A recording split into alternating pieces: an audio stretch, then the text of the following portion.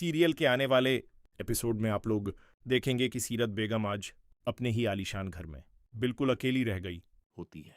वही घर जो कभी लोगों की आवाज़ों से भरा रहता था, आज वहां सिर्फ खामोशी का राज था। हर तरफ सन्नाटा फैला हुआ था और यह सन्नाटा सीरत बेगम को अंदर ही अंदर तोड़ रहा था। उन्हें बार बार अपने बेटे ज़रार की याद आ रही थी, जो कभी उनकी जिंदगी का सबसे बड़ा सहारा हुआ करता था, लेकिन आज वह उनसे बहुत दूर जा चुका था। सीरत बेगम को अब अपनी बेटी जीनिया की भी फिक्र सताने लगी थी।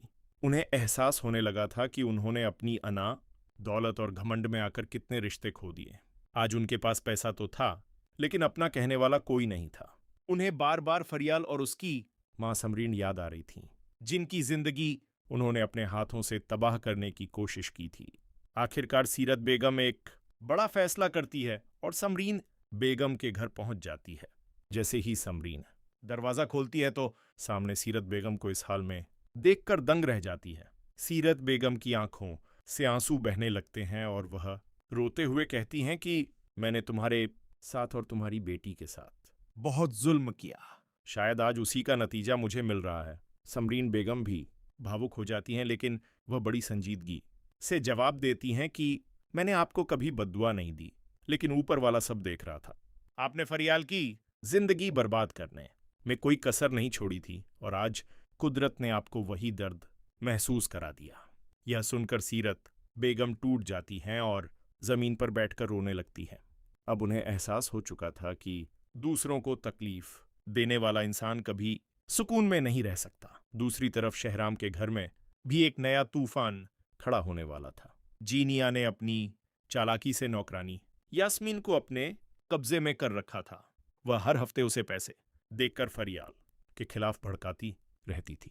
एक दिन फरियाल ऑफिस से थकी हुई घर पहुंचती है, लेकिन जैसे ही वह अंदर आती है तो निशाद बेगम गुस्से में आग बबूला बैठी होती है।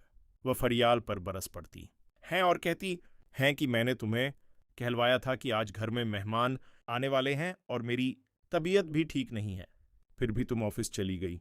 फरियाल ये सुनकर हैरान रह जाती है, क्योंकि उसे किसी ने कुछ बताया ही नहीं था।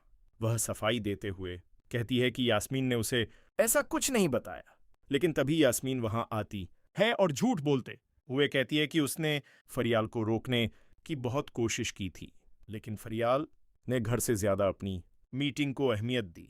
यास्मीन की यह बात सुनकर फरियाल का खून खौल उठता है। उसे समझ आ जाता है कि यह सब जीनिया की चाल है। तभी अचानक शहराम वहां पहुंच जाता है। वह काफी देर से दरवाजे पर खड़ा सब कुछ सुन रहा होता है। शहराम गुस्से से यास्मीन को देखता है और सख्त लहजे में पूछता है कि सच बताओ, तुम ये सब किसके कहने पर कर रही हो? शहराम का गुस्सा देखकर यास्मीन डर जाती है और वह बता देती है कि जीनिया उसे पैसे देती थी ताकि वह फरियाल को उसके ससुराल वालों की नजरों में गिरा सके। यह सुनकर निशाद बेगम दंग रह जाती हैं और उनके दिल में जीनिया के लिए नफरत और बढ़ जाती है।